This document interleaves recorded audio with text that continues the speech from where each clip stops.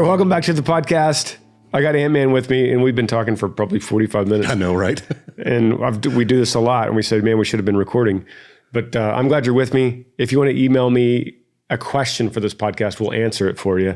And the email is podcast@grangersmith.com. We'll walk through it. Ant-Man actually checks them. Yep. Do you have a pretty good handle on what people will ask you on any given day? No. Oh, really? It's all over the place? It's all over the place. And some of them are questions that you answer quite frequently. Mm-hmm. And even, one I think that if it's all right with you to start this podcast with is that people want to know how to find a good church. Okay.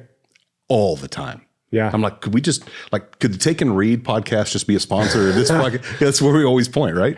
Yeah. Yeah. And I haven't looked at a single question that we have queued today. And so that one, how to find a good church, really is, it is a difficult one. And so it's a good question to ask because it's not, I can't say, well, here's what you look for. Right.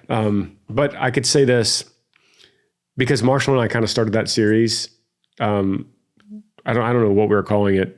What is a good church or something like that. Right. We did two of those episodes, and we should probably do more. You answered emails, and then you answered people's comments. Yeah. Correct, yeah. Which people could do now. We post all of these podcasts on YouTube as well. So if you're not watching on YouTube, if you're watching on any other platform, you can go to YouTube at some point and comment on that video of this episode, and we'll double down on your questions there.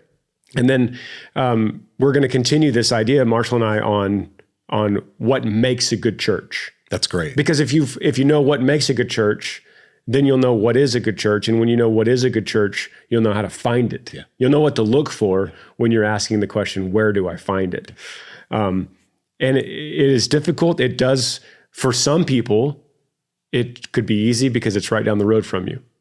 For other people, it might require a pretty significant sacrifice for you and your family. Sure. Yeah. Uprooting, even moving to another town, which I think you and I would both say is worth it. Yeah. If you don't have a healthy church in your town and you're not being fed, you're not being nourished, then I think it would be a wise move for a father to move his family to a town that has one. Yeah. And or to make a drive. And not a church that makes you feel good, but a church that you know is feeding you the word. You're being led by the word. I mean, and I would, personal opinion and experience is start with the one closest. If you know what a good godly church looks like, start with the one closest to you, because that's going to be in the community you live in every day. But if you can't, it's not there, continue to move out. Yeah, because you also want it to be a place that's you could drive to it with ease for different things that are going on. Exactly. Yeah. Including Sunday morning. Be a part of it in some form or fashion a few times a week. At my church, I go and help them with some video stuff throughout the week and social media, and we shoot some of that video during the week. And I love that it's just down the road from me, so it doesn't take very long to get to, and I can be involved and work with them, a couple times during the week, every week. Yes, absolutely. And our churches are kind of sister churches. That's right. You and I. So I want everyone to check this out, and this will answer your question. Yeah. Write this down. Check this out. Pause the podcast right now. If this is a question you're actually having, where do I find a good church? If that's actually a question you're having, pause the podcast real quick and write this down. A book called "What is a Healthy Church?" What is a healthy church? And if you're not a reader, it's a very, very short book, easy to read. If you're not a reader, then get the audiobook. The audiobook is really good and super easy. It just takes a couple hours to listen to this pretty short audiobook. So in twice the time that you would listen to one of these podcasts, you could finish this book and we can continue this conversation. It's written by a man named Mark Dever, a pastor, who's also a dear friend of mine, and I'm going to be with him tomorrow. You talked about him several times. Yeah. I'll be with him tomorrow. Oh, nice. He's in Washington, D.C., and so after some stuff I have to do tomorrow here in Texas, I'm going to fly out there, spend the night with him and his wife, and then spend the day with them, and then come home. Nice. So that's really cool. Yeah. So that's a quick way to answer that question. Yep. But then we have the questions you guys have asked to podcast@grangersmith.com, and I haven't touched these. Right. You haven't even looked at them. I just saw you open it up. I've not even looked at them. Sometimes I actually do scan and see what I'm getting into. I have not even scanned these. So I'm going to read them, and you're going to hear them on this podcast for the first time. The first one is from Kaylin. It says, "Hey, Granger, my name is Kaylin. I was wondering what you thought about age differences in relationships. Specifically, is it weird to date someone a year or two younger than you in high school? I would obviously want to make sure the guy is mature and not going to bring me down, but rather build me up in my walk with the Lord. But I wanted to know your thoughts. Also, what about where one person is older and goes to college and the other one is in high school?" Now, these are very specific questions, but I just want to know your thoughts. Okay, Kaylin. So Kaylin's got some stuff in mind here. I think so. She's obviously an got objective something. here, yes. Now, okay, this is all over the map. Typically what you see is Ashley is younger than you. She's younger than me, yes. How many years? 6. Okay. 6, yeah. 6 years. Typically you just see girls being younger than guys, including young dating. And that usually starts young because of maturity. Right. You know, and London is not dating. She's 12. She's not dating. But when I look at her class right now in 7th grade, she's like 2 grades ahead of the boys in maturity. Course. Yeah, absolutely. Like all Girls the boys, always mature the boys in her class, I'm like, they're like still playing with G.I. Joes. Pretty much, you know, like was I playing with G.I. Joes? They're just boys, you know. They're little boys in 7th grade, but the girls are like young ladies. Yeah, that's right. So there is a big discrepancy. So no, the short answer, Kaylin, is I don't have a problem at all about age differences in relationships, but maybe the more important thing to think about is life differences. Sure. You got a guy in college, a man in college, and he's 21 and he's legal drinking age. He's been living away from his family, independent from his hometown. Maybe he's in college, and then he's dating a 17-year-old junior in high school, and she's in a completely different life situation. I think I would have a problem with that. I think I would have to. We'd have to really look at the details of what's going on with this particular relationship. I wouldn't encourage it for London. We'll put it that way. It's only 4 years difference when you think about that. If someone's 21, someone's 17, and life is different then. But the older you get, the more that difference shrinks. Yeah. So like here, I'm 47. My wife getting ready to be 41. We're kind of on the, on the same, and also maturity wise, I think still applies when you're an adult. Sometimes she's way more mature than I am, being 6 years younger than me. But I think that difference shrinks when you get into your 20s, 30s. Yes. 40s, Yeah. And even just a few years later, so 17 and 21 changes drastically when it's 21, 25. Exactly. Like that's not a big deal at all. You don't even think twice about 20 to 24. You don't even think twice about it. She's in college. He's in college. And once again, I think that has more to do with the life situation. Sure. And you don't even get into legality of things there. Plus the legal thing. Exactly. So there's a lot, just what may be implied at 21 and 17, there's a pretty significant legal hurdle there, or just imply, like I said, just implied. If you're alone at night, in a car, there's some things there that could get you in some, as the one that's older, get you in some real trouble. Yeah. So, Kaylin, here's the second thing I'm going to say, and that kind of goes to what Ant-Man was just saying. You said, let me pick apart your sentence where you say, I obviously want to make sure the guy is mature and not going to bring me down, but rather build me up in my walk with the Lord. But I wanted to know your thoughts. My thoughts are, if you're asking my opinion, I don't think you should be dating right now. I don't think you're looking for a boyfriend to be the one to lift you up. Using the language of the Apostle Paul and using that in terms of this boyfriend, I think is a wrong application for, hey, I'm looking for a boyfriend that's going to build me up and not tear me down. I don't think you should be dating. And if you're in my household, I would discourage it. Yeah. I would say you're going to be dating with the intention to marry. And I don't think from this email, that sounds like this is the deal. It's more like, hey, I just want to check a box. Yeah. Have a boyfriend, and I want to make sure he's in the right age bracket for me, and I want to make sure he's building me up in the Lord. But I didn't hear any kind of language of, I want to marry one day. And so in order to seek the man that I want to marry, I want to be looking for this or that. That doesn't sound like the language that she's using. Well, and I have... We're trying to look up another book where you're saying that. Same feelings that you do. And I think a lot of that is because we're both girl dads. You're going to have that opinion and that thought definitely from girl dads. No, wait. And it's great advice because, father is the daughter's leader and guide and you're directing them towards Christ in what you're doing and how you're living, and not having another guy come in and inject, his thoughts and it's just me as a father. That's kind of what I think, and I have a 22-year-old daughter who's been dating a guy for a while now. Love him, love them, but it's still, there's a little part of me going, nobody's really good enough for her. Yeah. And even though he is great. This is one of the reasons I love having you on this podcast, Ant, is because you could talk and I could look up another book. Yeah, there you go. So another friend of mine, Jonathan Pecluda, has a book called Outdated. So Kaylin, I would highly recommend this book. Once again, if you're not a reader, there's an audio book to this that's excellent. Nice. Once again, it's called Outdated. One word, Outdated. I think it'd be great. Have you read this one? No, I haven't. Chance? Yeah. Me too. Maybe grab this one for you too for, future things that might be happening with your girls. It's true. Okay. Maybe the next question will bring up another book as well. Comes from Kyle. It says, "Hey Granger, my name is Kyle. Just recently got into your podcast and I read your book, Like a River. And although I haven't experienced that kind of loss, it was still eye-opening. I have picked up my Bible reading every day since I heard John 14:22-24. Thank you for putting that out there for all of us to hear what God wants.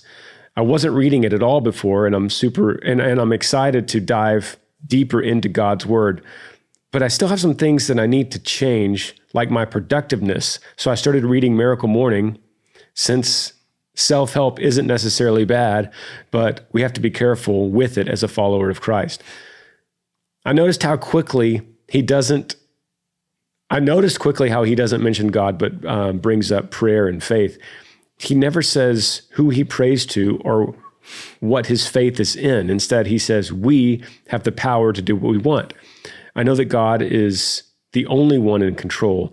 The routine is still a solid idea, but I wanted to know what your Miracle Morning looks like with God being a part of it. I can't make these drastic changes from laziness to being productive and exercising without him. All your advice is appreciated. Thanks, Kyle." All right, Kyle. Hey, great question. And yet, it's funny, a book came up again. And I think it's great that we get to talk about books like this, because if anyone listens to the podcast and wants to kind of hear more about an answer, I have so much of what I answer is based on books, most of which being the Bible. But Hal Elrod, he's another friend of mine that wrote the Miracle Morning, and I became friends with Hal after I became a Christian, and I became friends with Hal after I wrote Like a River. Okay. And Like a River references Miracle Morning. That's right. Miracle Morning is a self-help book that basically it kind of designs and lays out a systematic, practical way to organize your morning so that you get more done. Okay. Be more productive. Yes. Yeah. And Hal, I've been on his podcast. We spoke numerous times, and he tells me that he is a Christian, but it's obvious when he writes and when he posts on social media that he tries to stay neutral, not to make anybody mad. Right. I personally strongly disagree with that kind of approach, and Hal understands that I feel that way. It's interesting if you go to Hal Elrod's social media, and I'll just go ahead and put this out there because I love Hal, and if he listens to this, I think he would understand where I'm coming from. But it's interesting when he puts out very kind of a universalist material, just kind of talking about the higher power, or we all, whatever you're looking for, I hope you find it. I noticed that doesn't really get great engagement. Oh, interesting. Yeah. Because it's neutral. There's not a lot. Neutral. Yeah. There's not a lot to engage with when it's neutral. Yeah. And I think if he would come out and just claim Christ and exclusivity of Christ, then he would see higher engagement, a lot more hate. Yeah. But he would just see higher engagement in general. A lot of people see, and this is not a social media question, but a lot of people see negative social media interaction as being negative, and it's not necessarily. That's right. That's right. It's engagement. If you just strip away spirituality, any of this stuff, just your actual engagement with people, it doesn't read what they wrote. It read that they interacted with it. Yeah. So on the surface, that right there is just great. I mean, and if you're saying something that's in the middle and neutral, there's nothing for me to attach to. Yeah. There's nothing for me to agree with. There's nothing for me to disagree with. Yeah. And just having that stance, again, take your beliefs out of it. Just that stance in the social media world is just kind of in limbo. You're just floating. And if you have whether it be political, spiritual, whatever it is, you have a much bigger chance of being a successful post or interaction there. Yeah. Regardless of what the actual comments are. Yeah. It's so true. Yeah. I have to learn that every day because I see things and I'm like, oh man, they hate me. It's so personal for so many people too, especially if you spent time and energy and it's something you really believe and somebody doesn't. You're like, oh, what? Why are they trashing me? That's not even what I meant. Yeah. No, that was an interaction you just had with somebody. Man. That's what you're especially when it gets into theology, you get some very strong reactions. Yeah. I remember one time, this is fun. This is a good example of this. I was in a systematic theology class and listening to my professor talking about a very specific topic, reading some early church fathers with a very specific idea. I honestly don't even remember exactly what it was. And I posted it. Me sitting at my desk, and I just went to the lecture and I was like, wow, this is really interesting. And I had my systematic theology book and I talked about the idea the professor brought up, and then I quoted the early church father and said it on social media. Oh, wow. And one of the comments on there was like, yikes, sounds like you need a little bit more systematic theology and a little less country music. It's like he just read it without even, and I was thinking to myself, it literally came out of a systematic theology class. I had no idea. No, he had no idea. That was his reaction of hate. It's like, who's this country singer guy that thinks he knows anything? Of course. And I was actually just regurgitating an old idea. Oh, interesting. Anyway, okay. So not Kyle's question at all. Kyle's question is actually perfect to have Ant-Man with us because you and I kind of walk through our morning routines and we've kind of shared ideas from that. Yeah. And I think lately I've thought that I should actually build some kind of ordered list that I could post. You can share. Sure. I could share and then we could and I'd see all these self-help guys that seem to have these followings of guys that will do what they do. Yeah. So I've been thinking lately, like, why wouldn't I do what some of these other guys like Ed Milet has all these guys that follow his morning routine. Why wouldn't I put my morning routine out and then get people to kind of subscribe to that? Yeah, jump in on it. Yeah. Okay, so I am open to change. I'm open to rearranging some things, but this is where I am today as of this morning. I will wake up, and the time I wake up, I work hard to wake up 7 hours from when I go to sleep. Okay. So if I'm going to bed at 10:20, I set my alarm for 5:20. Okay. If I go to bed and I'm in bed at like 9, like going to bed or going to sleep, because for me it's two very different things. Yeah, that's where the nuance is. Okay, got it. I could usually fall asleep in about 5 minutes on a normal day. Okay. So I can go. So I look at my watch. Say it's 10:25, and I go, all right, 5:30. Because that gives me 5 minutes to go to sleep. Wow. And then I wear a Garmin. Yeah. So one of the first things I do when I wake up is see how much I got. It'll tell me. Oh, very nice. You got 7 hours and 5 minutes. I'm like, okay. Sometimes it says you got 6:51. And I'm like, okay. I kind of missed it on that one. A little bit, yeah. But I do my best to get up 7 hours. And I try to let Amber get 8. That's an interesting thing. So you're getting at least an hour just alone. Well, Hopefully. yes, that's correct. But also Heath Evans, who's a dear brother of mine in Fort Worth. He's a former NFL player, and he was a announcer on the NFL Network for a long time.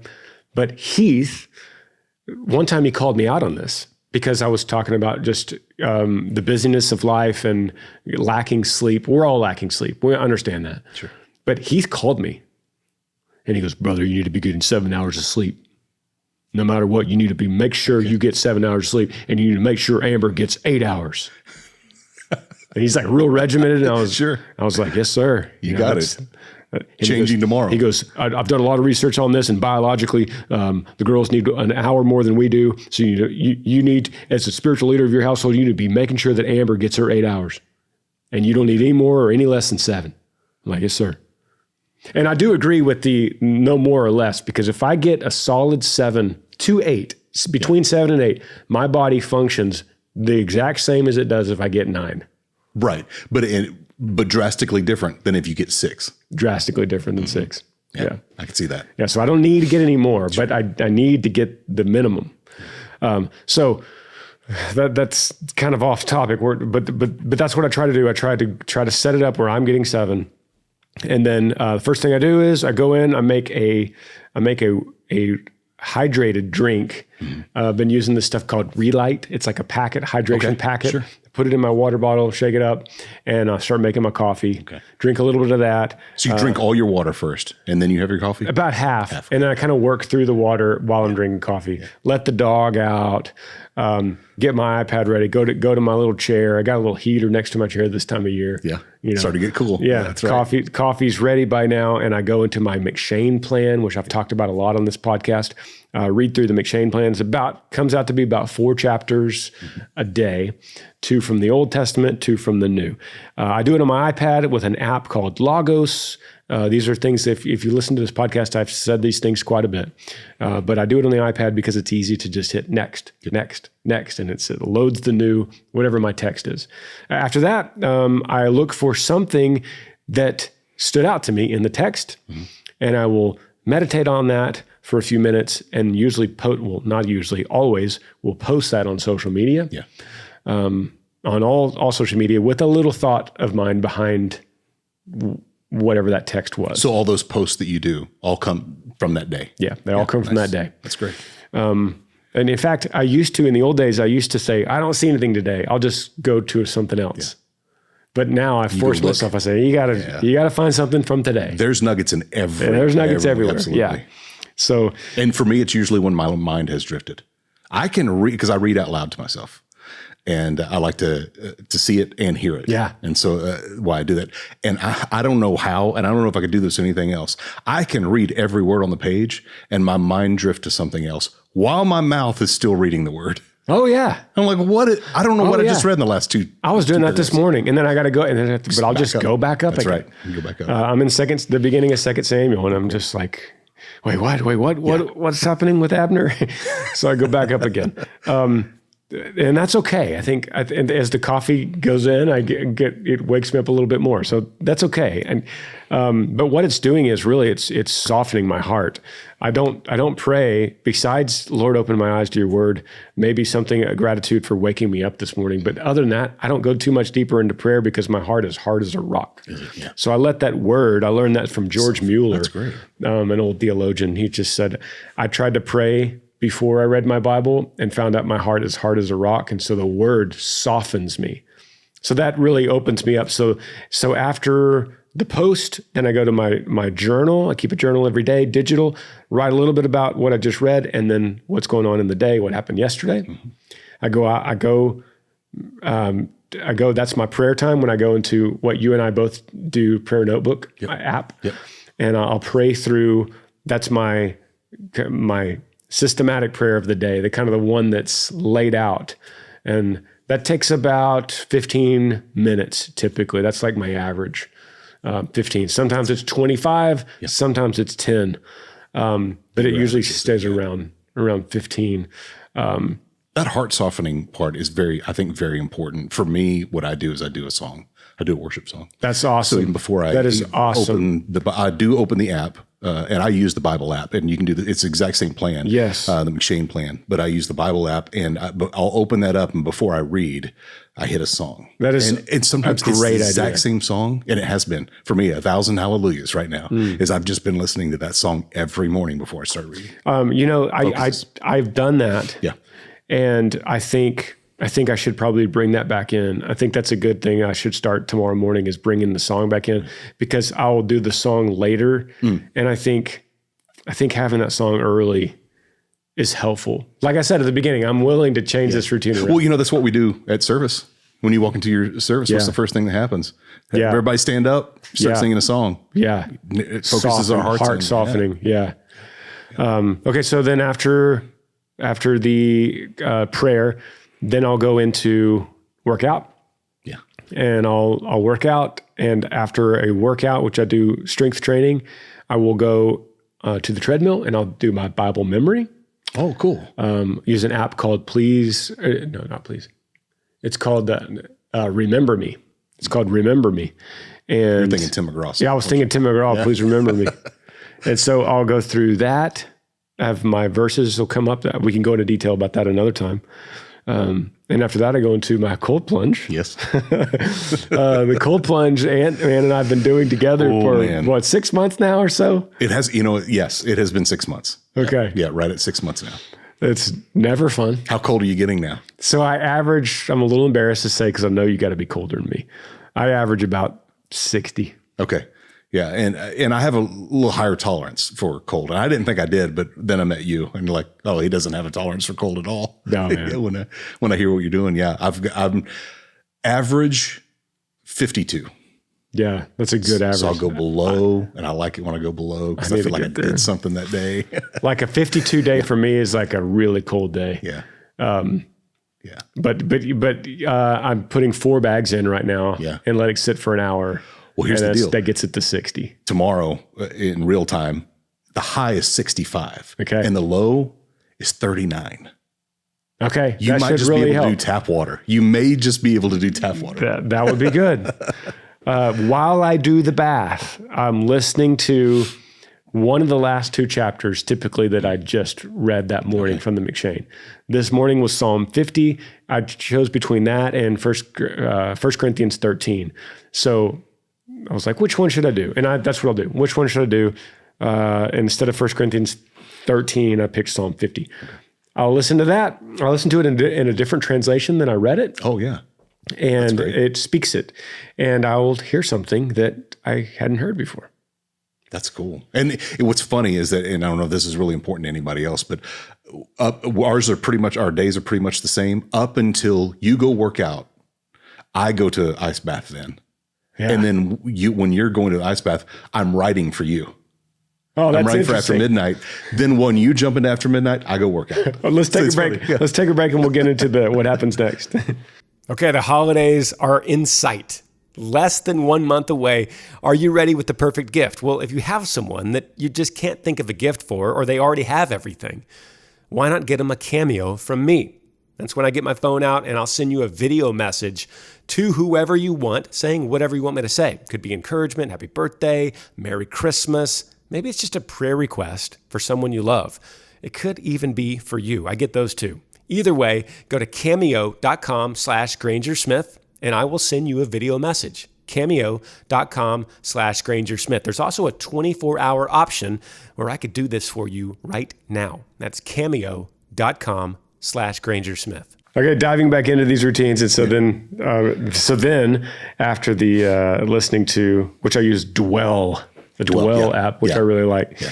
After that, I guess after that, you could say my day is beginning. Yeah. I typically will go back in. If I don't beat the kids out, sometimes I don't beat the kids getting ready for school, which is like 7:25. Mm-hmm. If I could, if I could find a place, sometimes if I'm having a really good morning, I could do that stuff before. But typically I haven't worked out yet before I send the kids off. Yeah. And then I've been reading Puritan prayers to them before they go, that's cool. They go to school. That's cool. I saw you post about that. Yeah. Oh, that's a great book called awesome. Valley of Vision. I have a hard time with the these and the thous. It is. Can we rewrite it just to have the normal language? It is. Or is that part of it's an acquired taste for sure. But that's got to be part of the charm of reading that, though, too. Knowing it's part of the charm. Yeah. I don't read the King James because of that. Yeah. But when it comes to the Puritans, I could tolerate it. Yeah, sure. Yeah. That's cool. Should we go to the next question here? Sure. Have we thoroughly answered Kyle's question?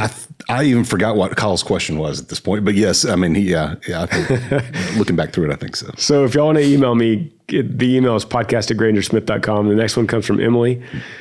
Hey, Granger, I would love some input from you on parenting in this day of age with the challenges of technology and social media.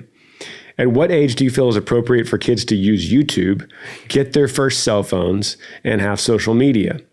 My daughter just started kindergarten this fall, and I'm shocked over her friends being into Taylor Swift and watching her music videos already and dressing as her for Halloween, which we said no to. We made a rule that it's okay for her to listen to some of the Taylor songs, but no music videos or YouTube until she's older. It's hard to believe that we are facing this challenge with our 5-year-old. I dread the day when she wants social media, and I know in my heart that we will have to stand firm against it for her benefit. How do you handle this, and what are your rules and tips that you might have? Thanks, and God bless. I was excited about this one when I put it in here. I really was. It's like these conversations, just that time in our life right now that this is like, yep. And there's not a single parent, and I don't care how old your kid is right now. I do. If they're below 20, 25 maybe, we're having a conversation with this one piece of. You know what I thought you were going to say too? Not one single parent has figured this out. No, well, that's very true. And that's why we're continuing to have the conversation, right? Yeah. I mean, and everybody treats, in fact, there's multiple questions in here. Yeah. One is about technology. One is about social media. One is about influencers. Let's just call Taylor Swift that. Yeah. Influencers, and how you are allowing them to influence your family and your children and your life. Yeah. As an adult or as a kid, but more specifically as a kid. How would you bring that in? Yeah. Okay. So let's dive into this. It's a great question. And Emily, first of all, I don't have this figured out. I don't have this figured out as good as my morning routine, but I'll heavily rely on Ant-Man as well. Everyone is kind of trying to navigate this the right way. And you know what I think is helpful is that we all have these conversations, because Amber and I will learn a lot. We'll take the family and go have dinner with another family. Oh yeah.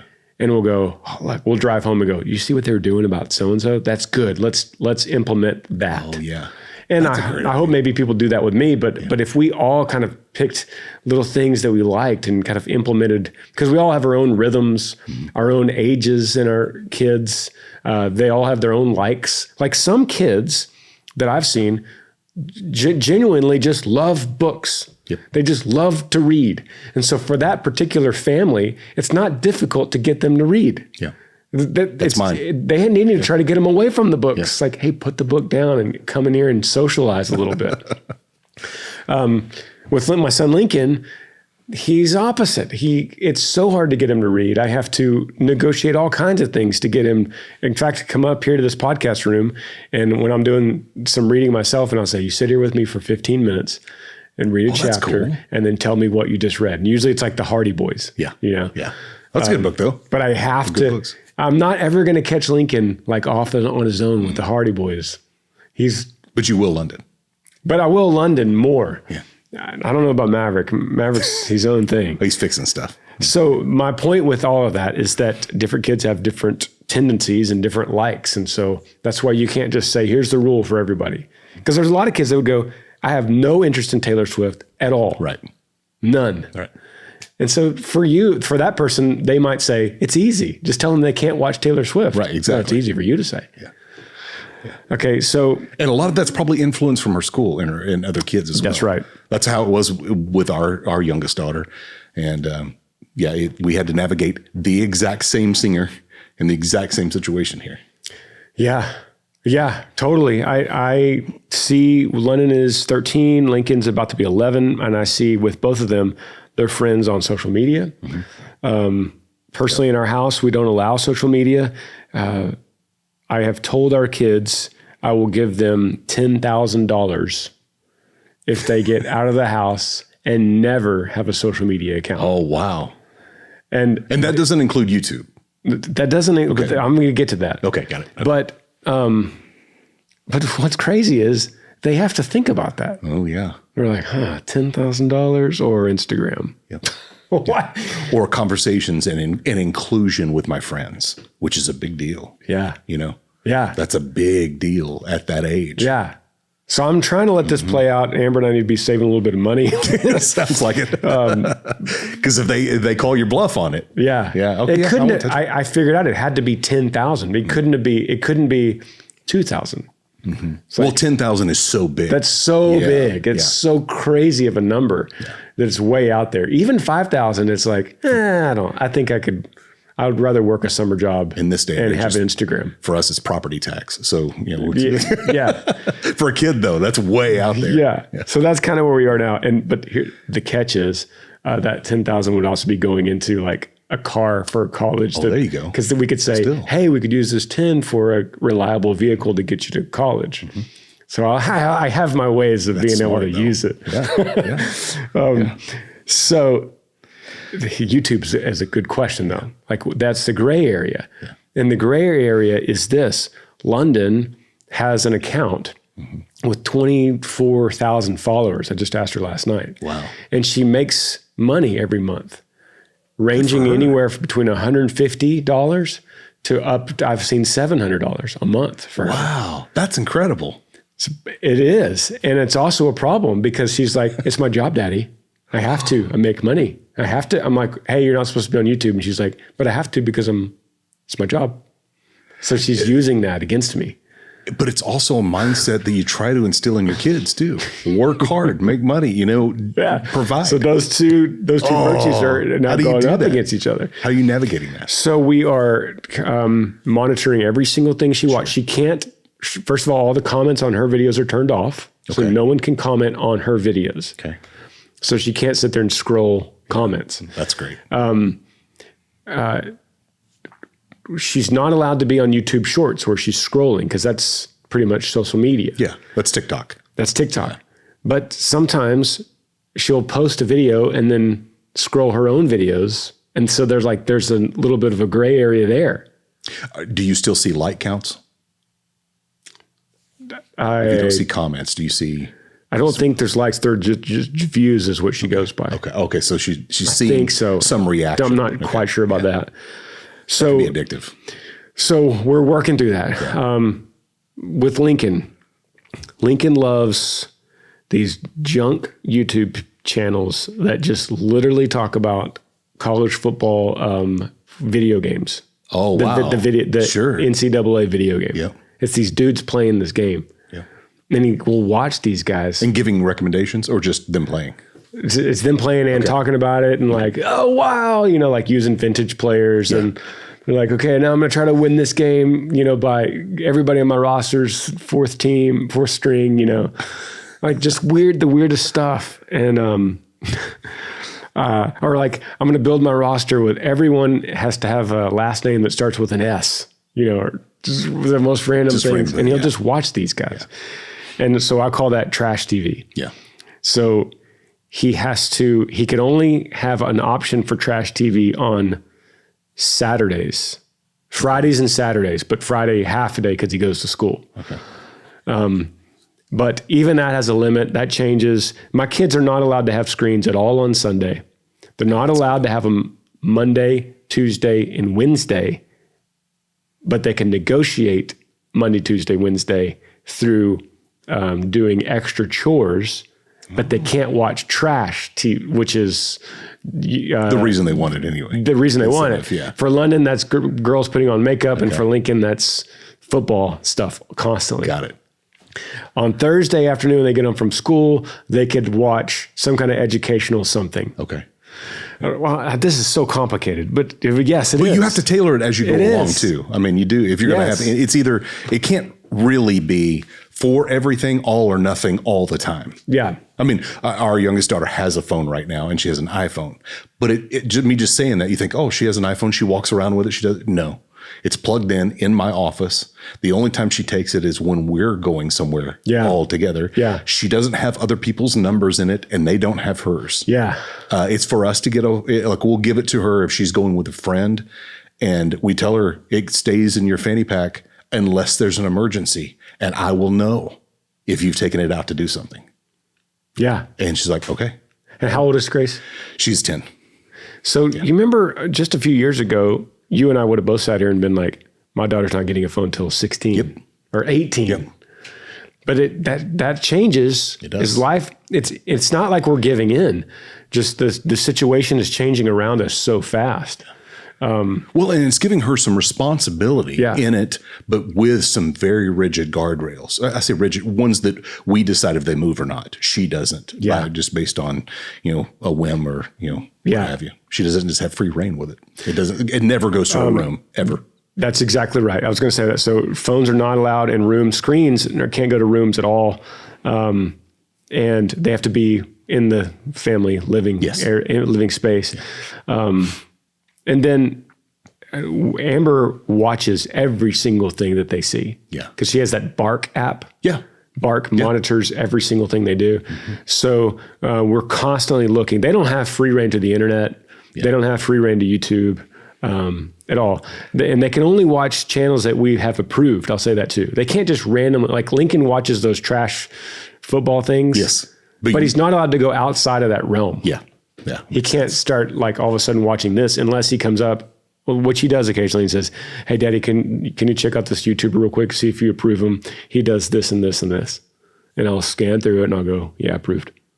To answer a little bit more for Emily, I would say that even if you are, I think what a lot of parents think is, I don't know. I don't know how to get into all the settings and do all this stuff. And half the time they don't know how to do it on their own phone, right?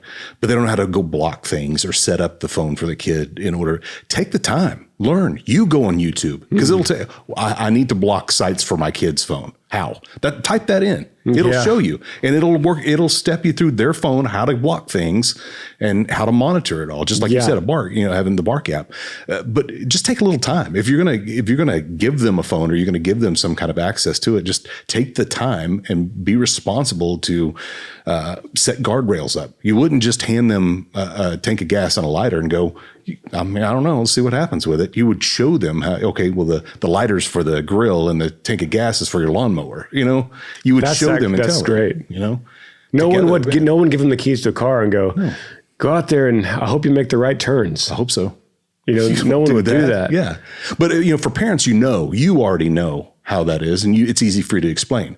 The problem is most parents just don't know, so they don't take the time to educate themselves in it. It's changing like that. Yeah. As a side note, I'm on the developer side of from when we had the Yee app, radio app, is that I'm on a developer side. So I get the actual developer betas for phone and iPad or whatever. Yeah. And I'll do those and just stay up to date simply because then I tell my 22-year-old daughter things about the upcoming iOS. And what it can do for you now, and things you need to go turn off. Oh, that's so cool! Just because, and mainly because I'm a nerd, and I like investigating that kind of stuff. But also to safeguard and keep my stepdad.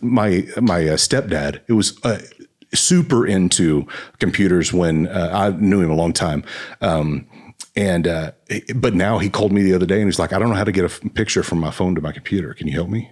I'm like, you just didn't stay up on this, did you? He goes, no, just didn't have a reason to. Like, stay up on it. It's where the world's moving. Stay up on it so and inform yourself. Yeah. And by the time, so this little girl and Emily's girl is 5. Yeah, exactly.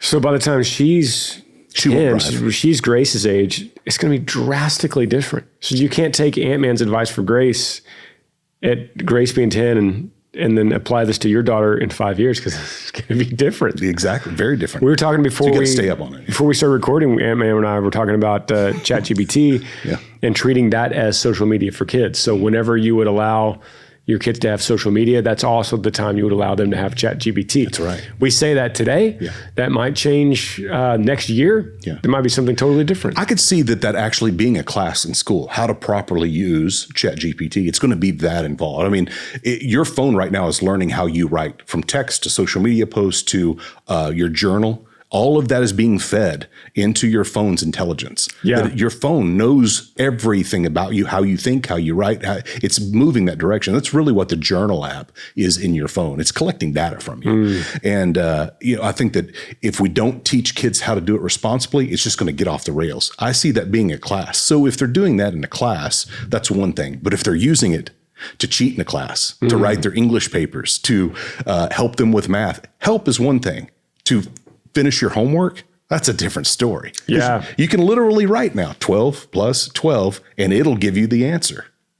It gives you the answer. It's the equivalent to the calculator watch. Exactly. It's exactly right. And I think right now what you're talking about, ChatGPT in its form today, is it's like a pager compared to FaceTime, where it's going to be just in a few years. 100%. We're going to look back and go, man, remember when you actually had to type this stuff? Have you ever had conversations with ChatGPT, the audio? I don't do a lot of talking to it. I have tried it, but I don't do that much. I use it very practically for things that I'm writing, on some of the other podcasts that I work on. I use it to write descriptions. I'll just take the transcript and drop it in from the whole podcast. Write a description for this. Let's do this. Yeah.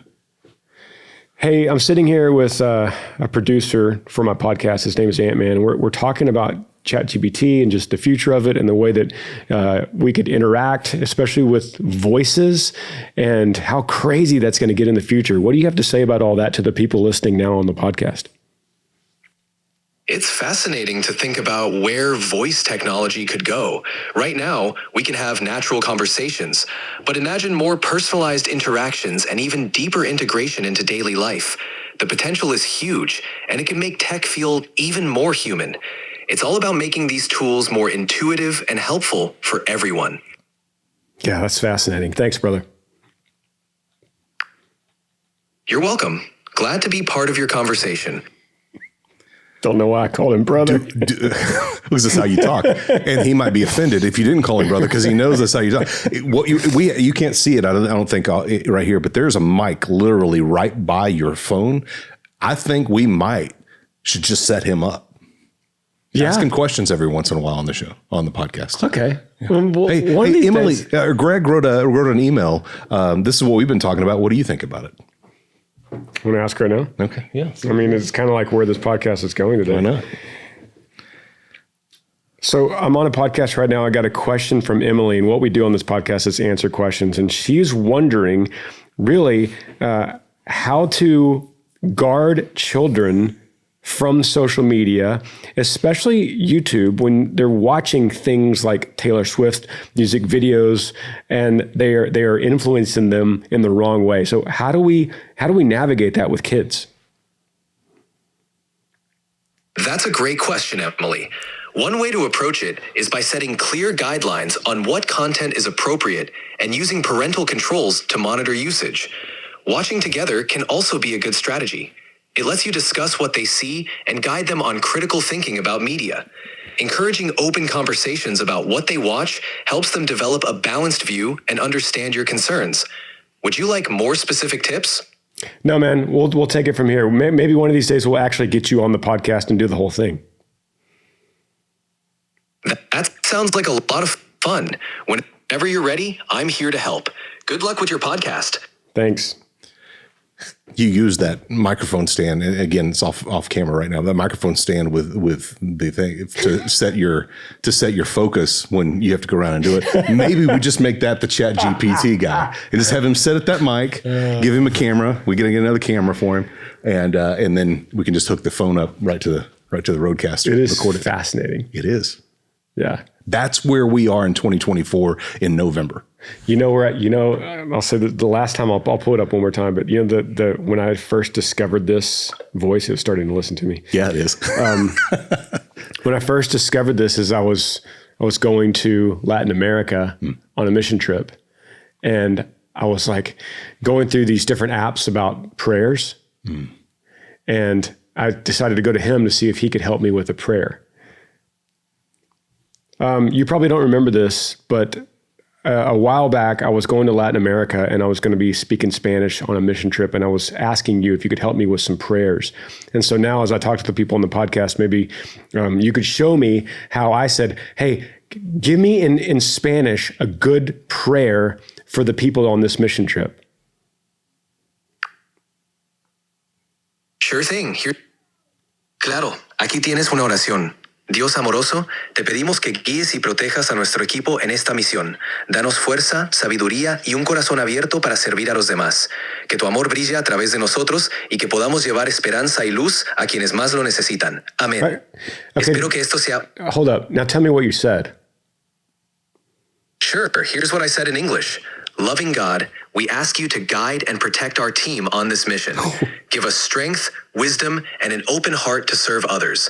May your love shine through us, and may we bring... That's good, thanks. You're welcome. If there's any... So, it's fascinating. It's so fascinating. So I can go back and forth and I can say, hey, you got to slow way down. And he would slow down the prayer. Yeah. And then I'd be like, hey, and I could like test the theology and be like, I don't like how you said this. I would rather you say through Jesus or, something like that. And he's like, yeah, no problem. Let me change that for you. And he was walking through. I was going to say he speaks good Spanish. Yeah, way better than me, that's for sure.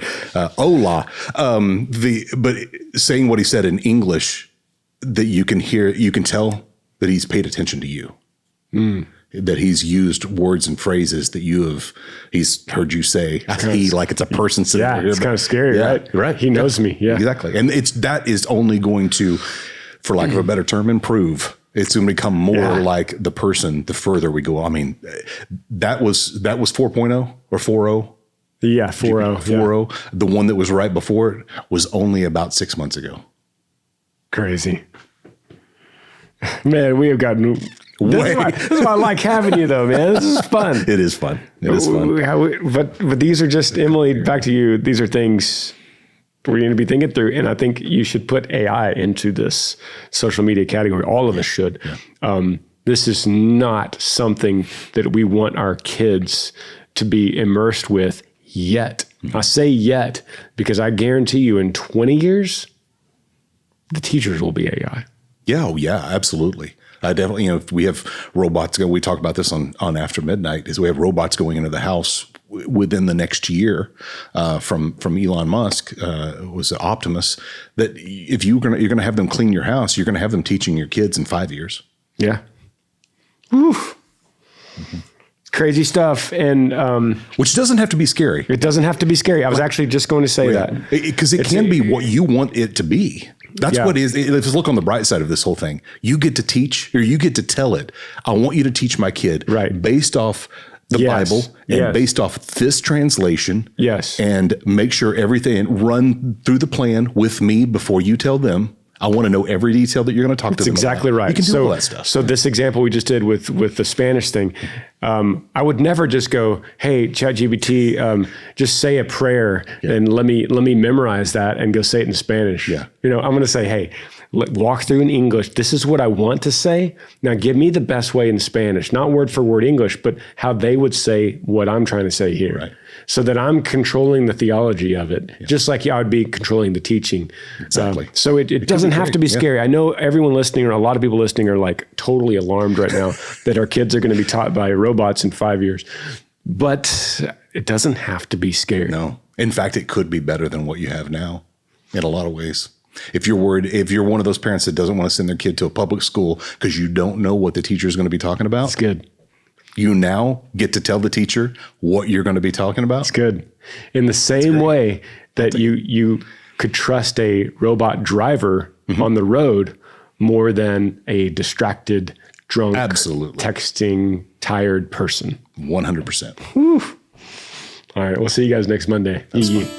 Thanks for joining me on the Granger Smith podcast. I appreciate all of you guys. You could help me out by rating this podcast on iTunes. If you're on YouTube, subscribe to this channel, hit that little like button and the notifications bell so that you never miss anytime I upload a video. Yee.